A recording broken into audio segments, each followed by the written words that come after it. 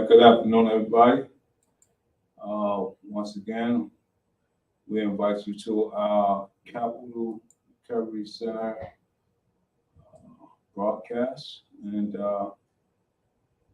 yes, my name is Craig, and just had to do some more homework, clearing up the social media thing. Our broadcast page. So and so welcome back to our coffee conversation. And yes, my name is Craig, and today we're going to be discussing some very important information. And one quick announcement is that June, for us, those who work in the field of addiction and mental health, we're going to be discussing some mental health topic, and so therefore, and substance abuse. And so all this month is PTSD Awareness Month. PTSD stands for post-traumatic stress disorder.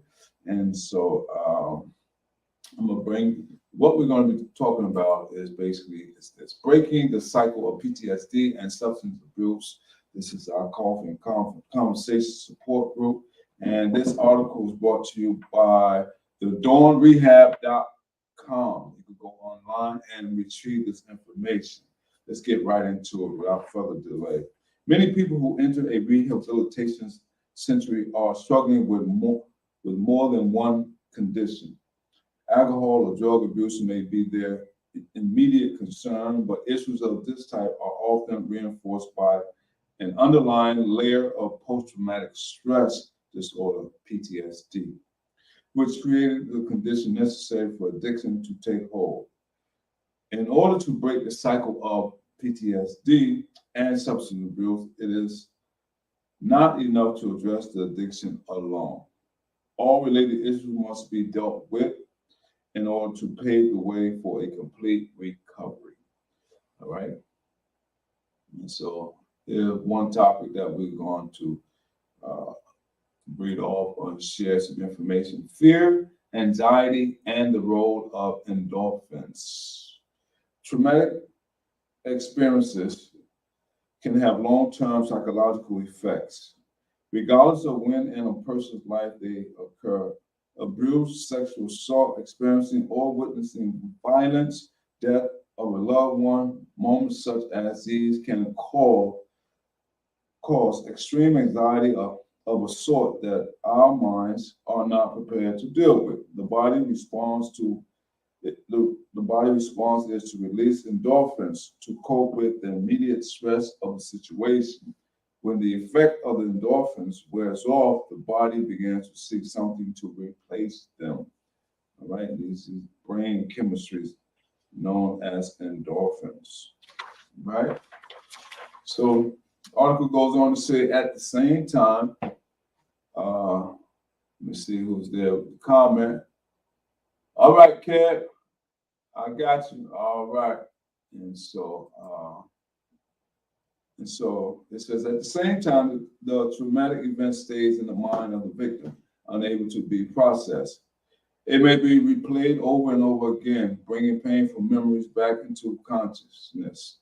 Words, sounds, images, and feelings that reminds the person of the traumatic incident can trigger flashbacks.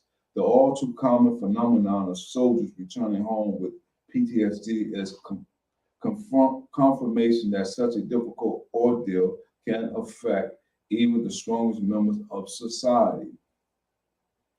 All right, and so it's not only those who may have witnessed some personal stuff to them, but also witnessing some traumatic experiences. Let's go on to the next one. Increase of alcohol or drug to numb the pain. Faced with such a difficult reality, many people in this position try to overcome it on their own and fail to get treatment for PTSD. But sooner or later, they begin seeking an escape from their memories and often find refuge in the numbing effects of drugs or alcohol, both of which can deliver the endorphin rush that the body is also seeking. Remember early on we talked about If someone has witnessed something or experienced something, the brain releases off this endorphin, and once it wears off, um, the body is seeking something else. Uh, and so people look for some of these endorphins to replace it by using alcohol and drug.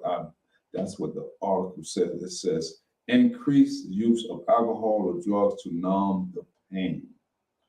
To numb the pain. The more that people turn to these chemical-based sources of relief, the higher their tolerance will become. And so they feel the need to increase their dose to unhealthy levels. Even in doing so, however, relief from their traumatic memories remains only temporary, as the underlying cause of the trauma still has not been addressed adequately. Start your healing now. All right? And so, therefore, it says alcohol or drugs. The article mention alcohol and drugs is only a temporary solution, only temporary, not even a solution, a temporary relief from the ordeal that one may have experienced or witnessed in their lives. As we read on, it could be sexual abuse, physical abuse, psychological abuse, or witnessing somebody being violently harmed. And so that plays a major role. And so we've been talking about PTSD all month, and I've come to learn that even first responders, doctors and nurses and EMS people, they also are affected by some of the trauma that they have witnessed by interacting to provide people health care. And so that's something one should take in consideration as well. And so it brings me back to a lot of people. If we look on the news, you see people experiencing earthquakes, tornadoes, or wars, or people going in school, violence, or malls and things of that nature, or even in your local neighborhoods. If you live in a high-risk neighborhood, you may witness some things that normally other people who don't live in a high-risk neighborhood may experience. However, regardless of where you live at, you may be affected by PTSD or alcohol and drugs. And we know that when a person uses alcohol and drugs, they only numbing the pain, and it's only a temporary relief. And so they call in the medical field, they call it masking, right? Masking the pain or self-medicating just to try to relieve what they actually have witnessed or feeling. Let's go on and talk about something else, and that is compulsive substance abuse leads to increased anxiety.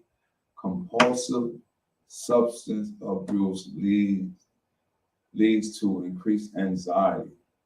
The article says at this point, the powerful chemical influence began to seriously affect the person's ability to perform well in their job or private life.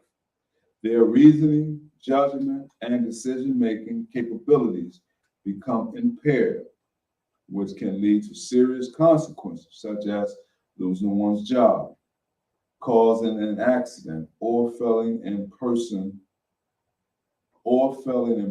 relationship. These failures, in turn, increase the perceived need to drink or use drugs, so as to escape a pain that grows larger with every mistake they make. Wow. All right. And so this is some good information. And a lot of times we come into people. I know when I was using drugs and alcohol, that I was in a level of denial. I'm not like that person, or I'm not that weak. I'm stronger than that. And by me being in denial, I began to increase my usage. All right. And so as time went on, the pain never went away, but my self-medication of using alcohol and drugs increased. Okay. It says, The article goes on to say, by this time, the need for PTSD and substance abuse treatment becomes urgent. Immediate care of an integrative, in, integrative trauma treatment century is necessary to break free from an increasingly dangerous situation and guide the affected person back to a healthy lifestyle. Once again, it says integrative trauma century, treatment century. And so what I believe that what they're saying is a dual diagnosis treatment facility that can treat not only the alcohol and drug, but also the PTSD, the mental health issue as well. That's very important. It's so crucial to one getting back to a level of normalcy. All right. All right. So the next one we want to talk about, and that is how the cycle can be broken. All right. The article goes on and says, since the patient condition has multiple causes, any effective solution would need to treat each one specifically. All right. Let me read that again. It says, since the patient condition has multiple causes, any effective solution will need to treat each one specifically. A detox program will be necessary to provide an immediate physical recovery, which is then continued through addiction therapy and counseling so that gains in health can be maintained over time. All right? And so there is, to be effective, there have to be multiple causes to treat one specifically. It said one treat the physical aspect and psychological aspect, the detox, and, physical recovery, and then the other one talks about addiction therapy, counseling, et cetera, et cetera. It's so important that we treat both aspects of the disease. All right. Remember, alcohol and drugs is a disease. All right. So the article goes on to say the addiction recovery process alone requires great commitment and support. Great commitment and support. But it also must be combined with special therapy that addresses the underlying issues that first sparked the cycle of PTSD and substance abuse. And so now we're talking about getting down to the root of it, not just on the surface, but let's get down to the root of what caused one to begin to use alcohol and drugs. What are some of the effects that one may have experienced? Now, it could have been something that a person experienced at a very young age, and it could have been a continuing, repeating path of behavior or experience that one witnessed. And so there is so much that need to be discussed, and that's why they said professional people need to be involved to assist in this process of getting one healthy. All right. It says these two parallel roads to recovery, PTSD and substance abuse, right, must be traveled in coordination with each other, right? It says so the healing process, right, should begin in an integrative trauma treatment century that can effectively treat a dual diagnosis of this type. It says the recovery process will likely involve methods and procedures such as individual psychotherapy.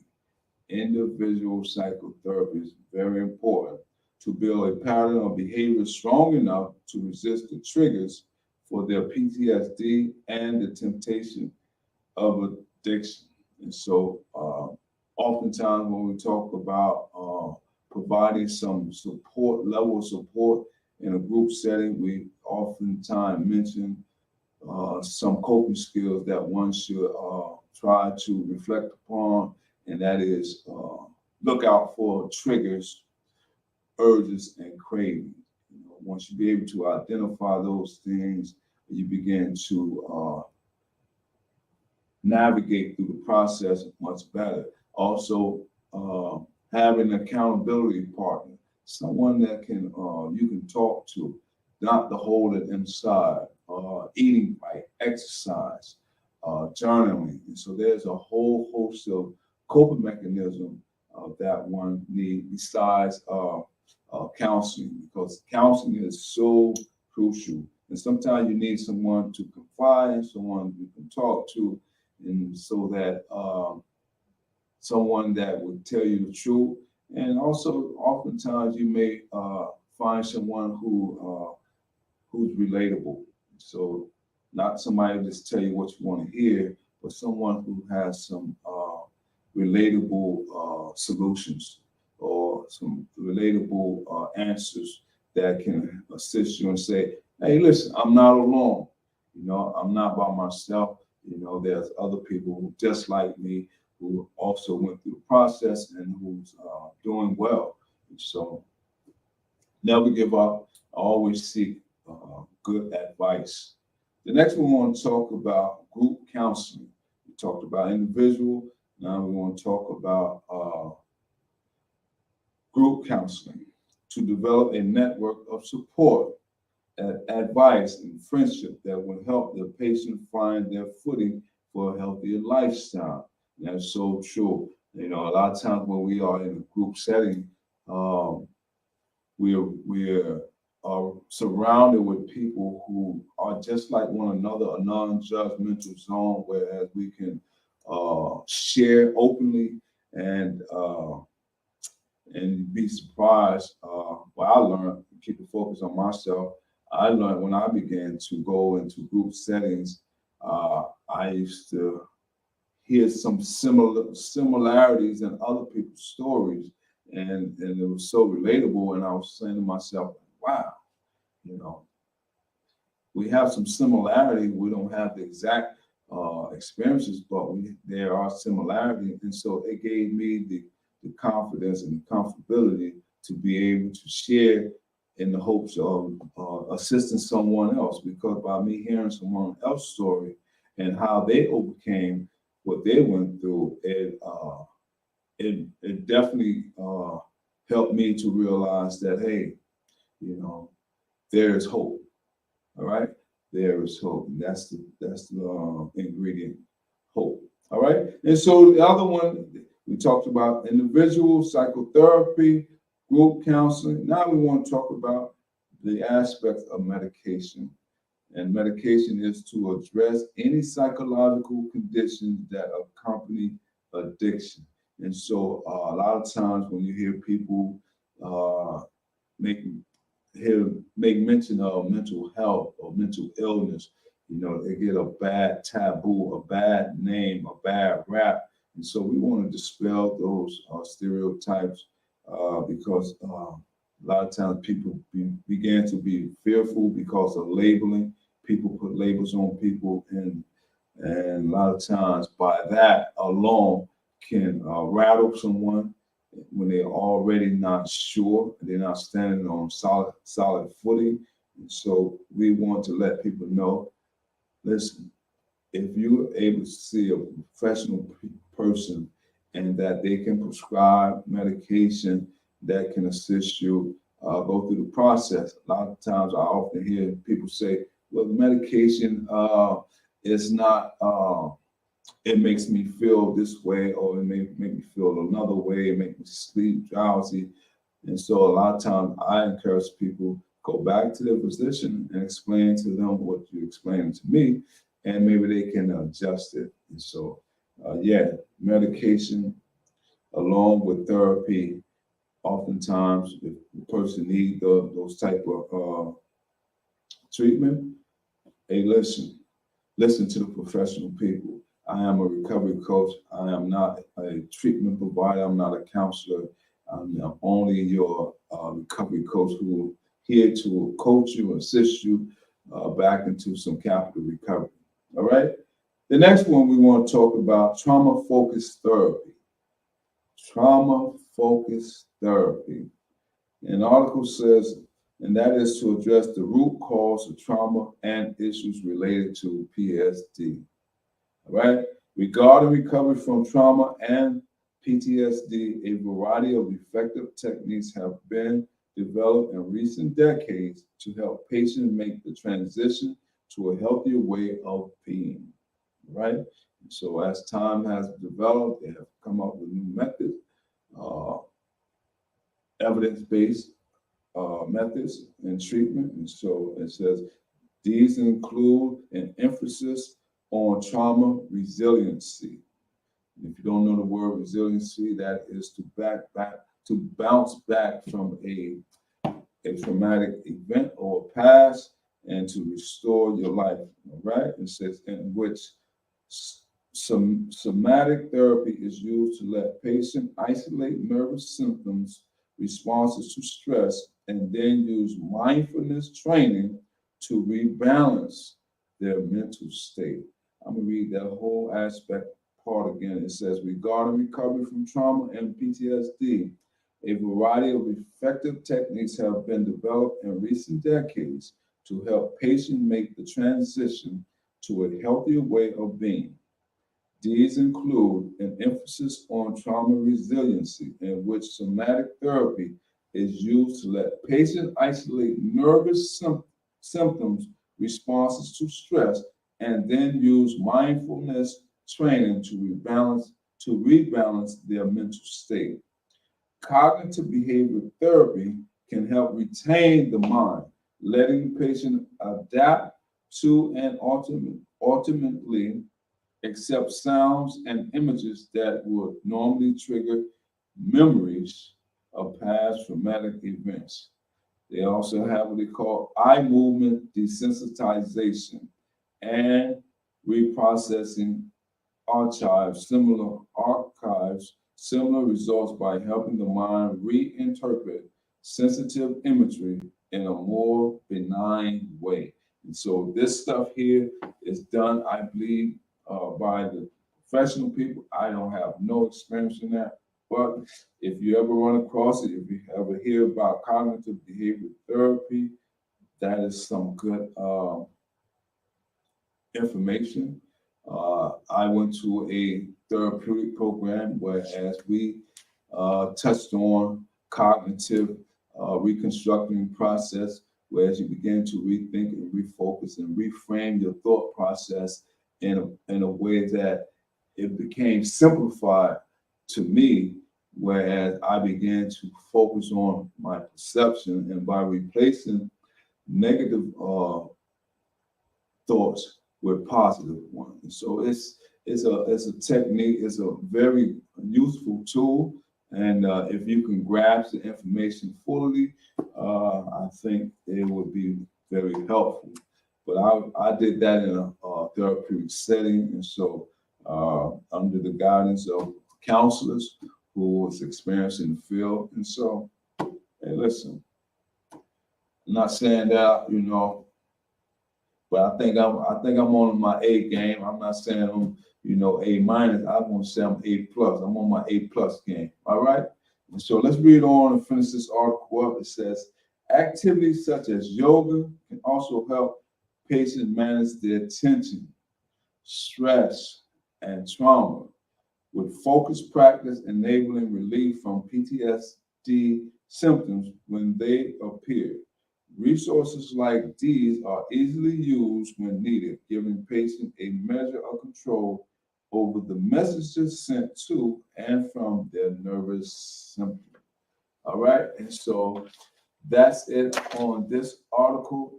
It's been a blast sharing this information with you, and hopefully, all right, Willis and Jameson, all right. If anybody wondering what I'm talking about, we have two comments in our sidebar, and we have two participants. One of them is Kevin, and the other one is Williston. And they has been a part of what we do here in our support group. And so if you would like to be a part of our support group, please subscribe, like, let us know, tell a friend what we're doing, and listen. That's it for this segment. Until the next support group, y'all all stay safe, and I'll talk to you and share some more information. Take care.